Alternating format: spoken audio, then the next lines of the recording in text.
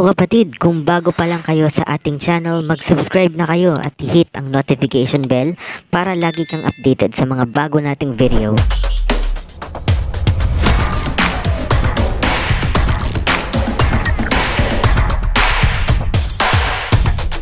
Marami tayong sini-celebrate ngayong araw na ito, February 14. Una sa lahat, Happy Valentine's Day sa mga mag-asawa at magjowa at Happy Single Awareness naman sa mga single. Pinagdiriwang din natin ang ika-100 taong kaarawan ni Secretary Juan Ponce Enrile sana all nakakaabot ng 100 years old. Si Manong Johnny! Gusto ko, happy ka! Ngayong araw din ang pagsisimula ng mahal na araw via Ash Wednesday. Isang mapagpalang Ash Wednesday para sa mga kapatid nating Katoliko. Ngayong araw din sinicelebrate ang 49th anniversary ng 90.7 Love Radio ng MBC Media Group. And speaking of Love Radio, nagkaroon ng malaking pagbabago sa programming ng istasyon.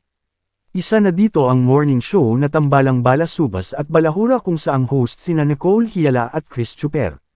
Matatandaan nitong mga nakaraang araw ay nagbigay na ng hint ang mga hosts ng naturang radio show tungkol sa kanilang pamamaalam bilang morning show. Kita-kita nga dito na naging emosyonal sina Nicole Hiala at Chris Chuper habang nagpapasalamat sa mga loyal listeners na tinatawag nilang Tambalanistas. Naging viral ito sa social media at tila nalungkot din ang mga fans ng Tambalan dahil naging parte na rin ito ng kultura ng mga Pilipino for 20 years. Noong February 13 bago ang anniversary ng istasyon ay inanunsyo na nga nalilipat sila sa bagong time slot na alas 12 ng tanghali hanggang alas 3 ng hapon.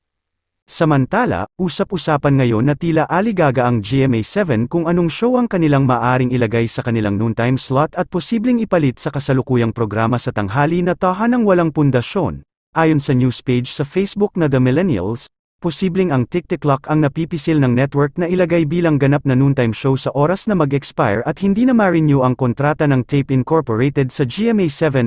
Ayon naman sa page na Kapamilya Scoop, napapabalitang umano ang It's Showtime naman ang napupusuan ng network na ilagay sa noontime slot ng 7. Para sa akin, tila hindi magandang ideya ito dahil nagkakaroon nga ng conflict of interest ang Showtime at GMA dahil mapupuwersa silang mag-promote ng mga programa ng GMA sa halip na programa ng ABS-CBN. Kung ako sa management, ilalagay ko sila sa isang channel na mas malaya silang makakapag-promote ng kanilang sariling mga programa kagaya ng Linlang. Aanhin mo ba ang malaking reach ng network kung hawak ka naman nila sa leeg? Pumunta naman tayo sa ating paboritong Eat Bulaga. Napuno ng Feb-ibig ang Valentine's episode kanina ng Eat Bulaga dahil sa umpisa pa lang show ay nagbahagi na ang TVJ at mga legit na barkads ng mga Red Roses sa team studio habang ang singing queens naman ay naghandog ng isang special na awitin. Ngunit napuno ng kilig at surpresa ang buong TV5 Studio 4 na noong sa Sugod Bahay segment ay may isang lalaking biglang nag-alok ng kasal sa kanyang kasintahan. Sina Alfer Nuevo at Kimberly Flores ay 18 taon nang magkasintahan at may 10 taong gulang na anak. Isang nakakakilig lang na tanong ang binitiwan ni Alfer kay Kim, "Mahal, tinatanggap mo ba na ang apelyido mong Flores ay papalitan natin ng Nuevo?"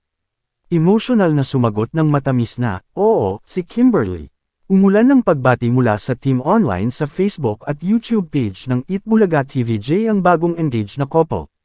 Mula kay LMTV at eto ang True TVJ Eat Bulaga Defenders, congratulations! Sana ay tumagal pa ng tumagal ang inyong pagsasama.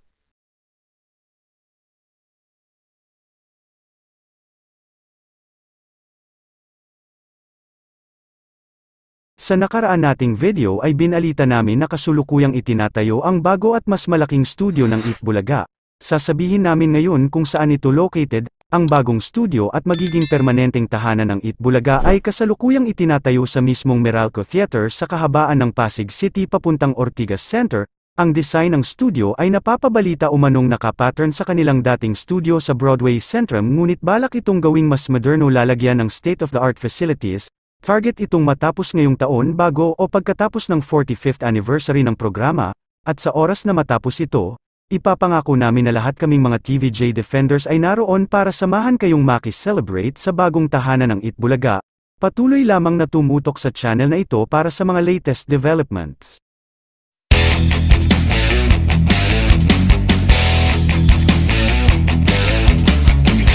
Atin naman boboldyakan ng mga vloggers ng Kang Uso Alliance Flop Page at si Best Philippines. Ito ang latest na pinost ng nagngangalang DJ Raymond laban sa inyong lingkod. Tila umiiyak na siya sa kanyang post at halos gusto ng pagbantaan ang aking buhay at nakuha pang magmura. Bakit naman ako bubugbugin at aabangan sa may tropical kainta? Ang sabi ko lang ilabas niya ang comment section ng page niya para doon kami magdebate. Gago! Bakit kailangan mo pa akong pagbantaan ng ganyan? Nakakatakot kang nakakatawa. Yan ba ang core values na nakuha nyo sa panunood nyo ng GMA7? At kung gusto mo lang kami patahimikan, I'm sorry hindi kami tatahimik hanggat hindi nabubura sa ere ang walang hiyang si Haluslos at Tape Incorporated. Hindi kami titigil hanggat di nila pinagbabayaran ang lahat ng kasinungalingan at panloloko at pang-aalipustang ginawa nila sa mga institusyon ng entertainment na sina Tito Vic and Joey at kawalang respeto sa pagsira ng pangalang Itbulaga. Kahit kailan hindi kami mananahimik hanggat hindi kayo tuluyang lumalagapak at nawawala sa ere.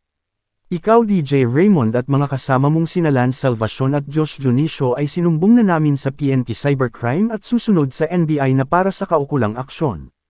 At kung kailangan ay kukuha kami ng abogado para ihabla kayong tatlo.